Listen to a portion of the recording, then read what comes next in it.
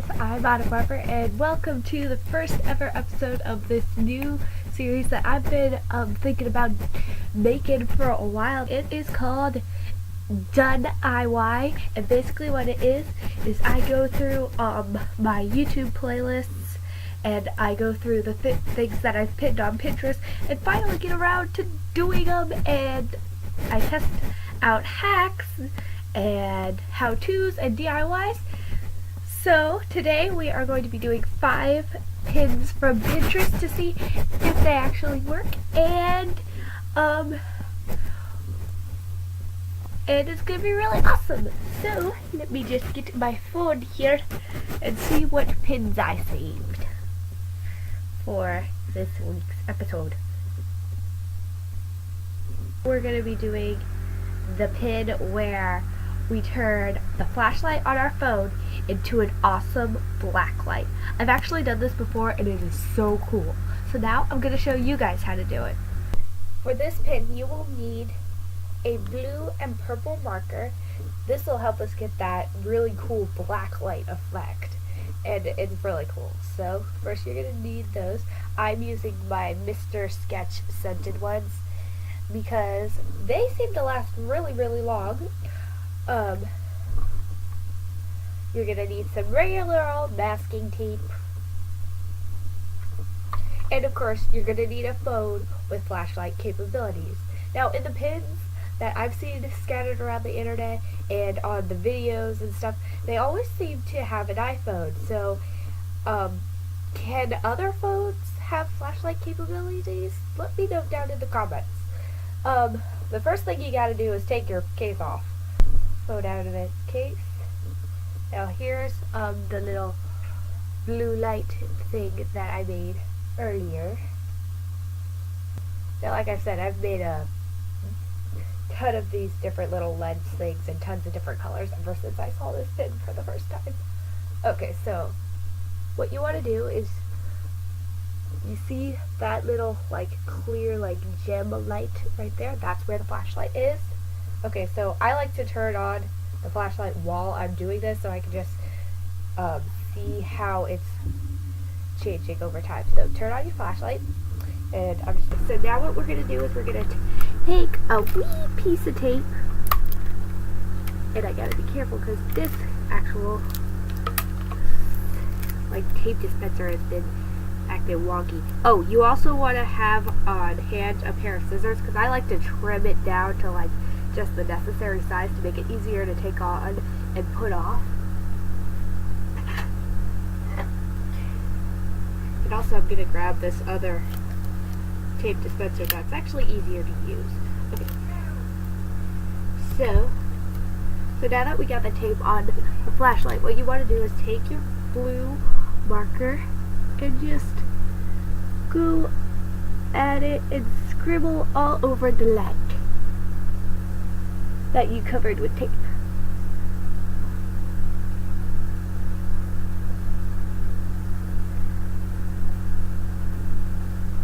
I like to do this for a good amount of time. Then I'm gonna go in with more ink, I guess, and do that with the purple.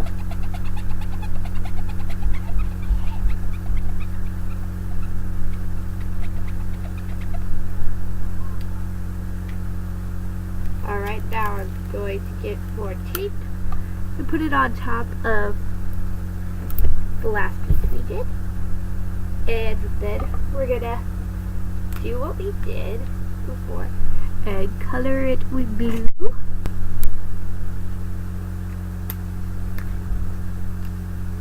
And we're gonna go in with more purple.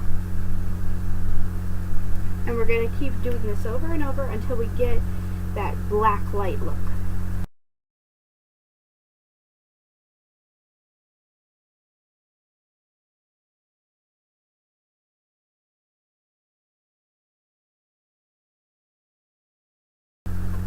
Now what I like to do is, after I get the amount of layers that I want, I always like to pull out the tape and pull it off, and then take my scissors and then cut it down to a smaller size, just so I don't have to like stick this whole piece of tape on there every single time that I want to use this. So I like to just trim off a little bit of the excess and trim it down to a more manageable size, I guess is a good way of saying it. And also, you can also use this for like a filter for your phone, just to get like on the camera lens. And then you can take a nice blue selfie if you want.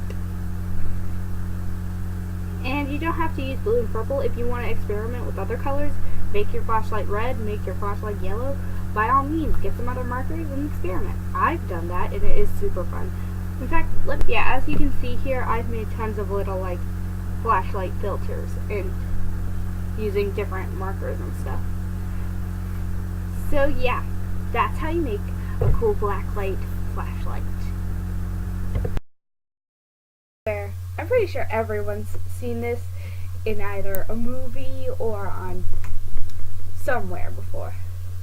Basically, somebody gets their nails done and they put their nails in ice water to dry the nail polish quicker. So, let me go find some ice water and we can test this out to see if it really makes a difference. Alright, so I got my clear nail polish because it's the only nail polish I'm allowed to use.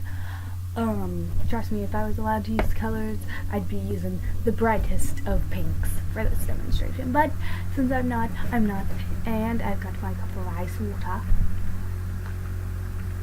Firstly, I'm going to do both of my nails with nail polish. That's a relatively easy thing to do.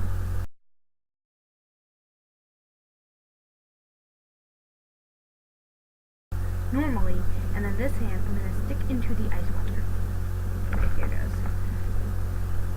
Is there time? Okay, let's see if after that very short amount of time it's dry. Well, it seems to be. Let me just. Wow. The normal, like, not polished seems to be pretty dry already. This might be quick drying stuff.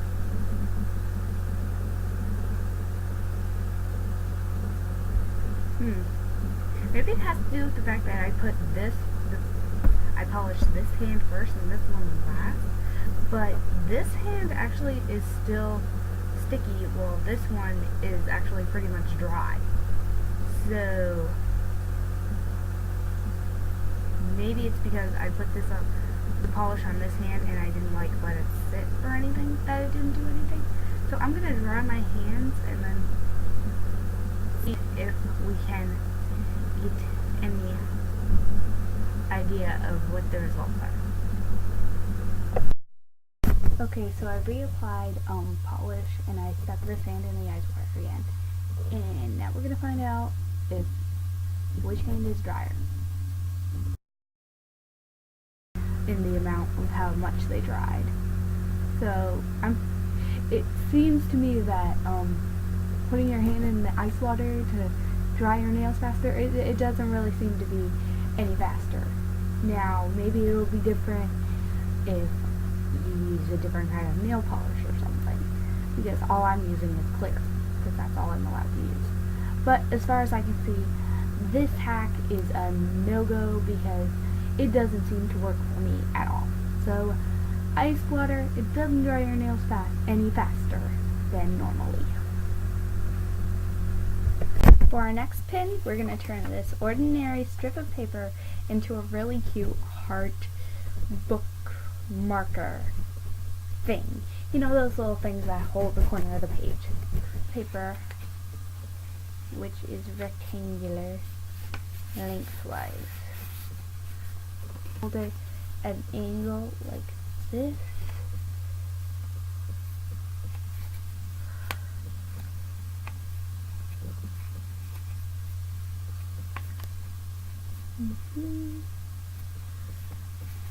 And then we do the same on the other side.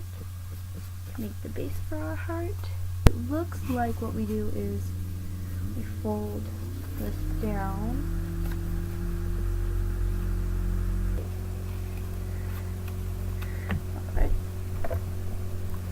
Alright, so now what do we do? Now we fold the little flaps that we have left into heart round offs.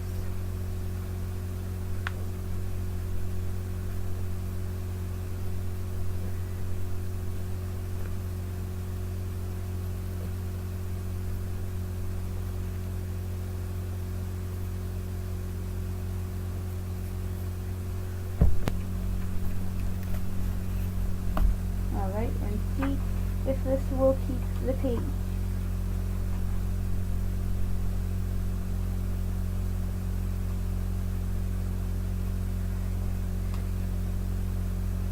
Alright. Okay, just tuck that in, then tuck that in. Alright. It seems to kind of be holding onto the page corner. See? But I get the feeling that if you were planning on using this for like a school book or something, and you closed the book, and then you like shook it around in your backpack, because you know things shake around in your backpack, I feel like this would easily fall off the page corner, because there's like nothing holding it together except secure folds, which I wouldn't exactly trust knowing where I am in a book to that.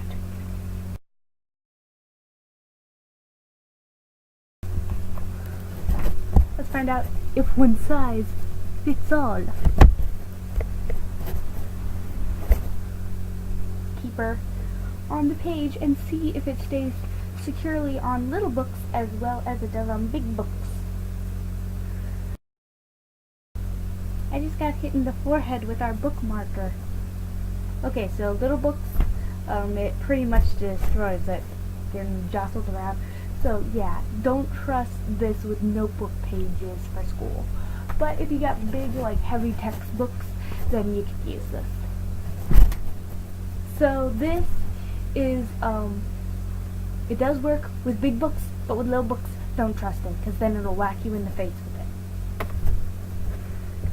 The next pin is all about taking random, like, colored paper, like, from magazines and stuff, and making beautiful bows out of them.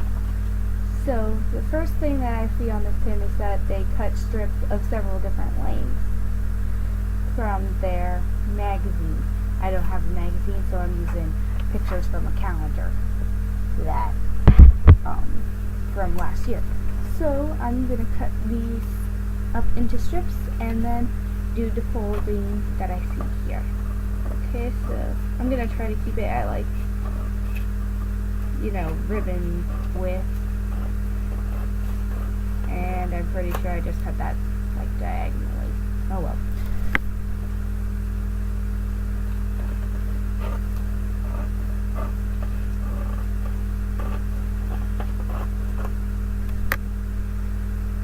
So I'm just going to cut this into strips.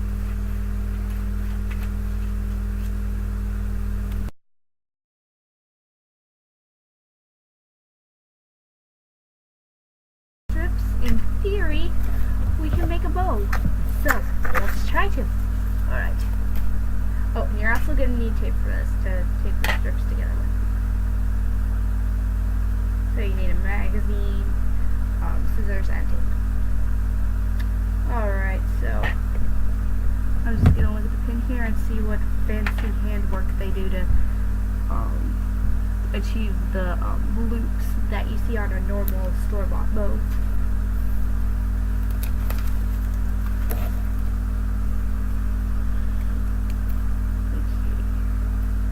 Now, it looks like what they're doing is they just, like, tuck the bottoms. What it looks like they do is they just, like, tuck the ends, like, to the center, like this.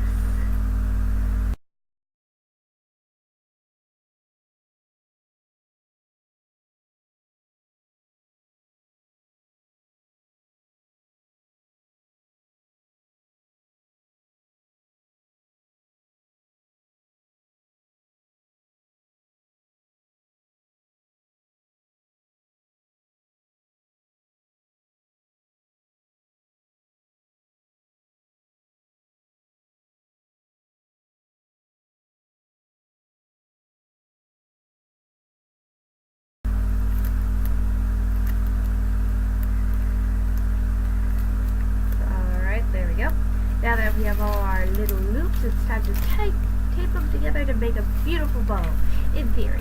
Oh.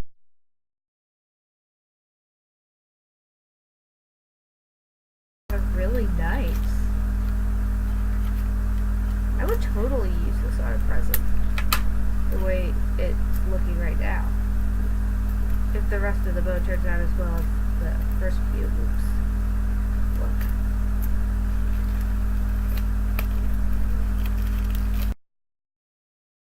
Put a smaller one in there. If I can find a smaller one. I think the smallest one is this one. Okay, let me just sneak it so there we go.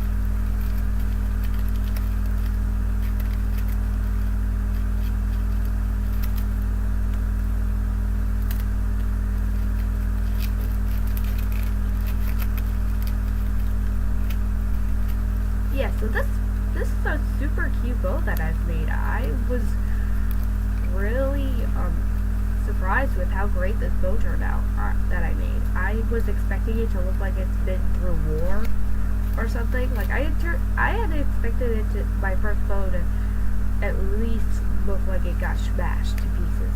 But no, it looks like I just got it out of a bag of some really awesome bows. So yeah, I am totally going to do this the next time I want to craft something out of paper. Just saying. And also, would you guys like to make a bowl like this? Then just follow the instructions that I gave. And I don't know why I'm rambling. Anyway, so yeah, this pin is a total knockout, totally works, out of the park, flying colors, all that jazz. Let's move on to the next one. For our last hack for this episode, I moved to the floor because it involves painting, and while I would get in huge trouble if I got paint on my white sheets, ain't nobody cares if I get paint on my floor because it's already like several shades of several colors and it doesn't know what it is. So, yeah, so nobody cares if I get paint on my floor. So, basically our next pin from Pinterest is taking regular old newspaper or magazines, paper, any kind of recyclable like paper that you have lying around, painting it with craft paint to make your own DIY construction paper, and it looks really cool in the pin. So let's see how it turns out for us.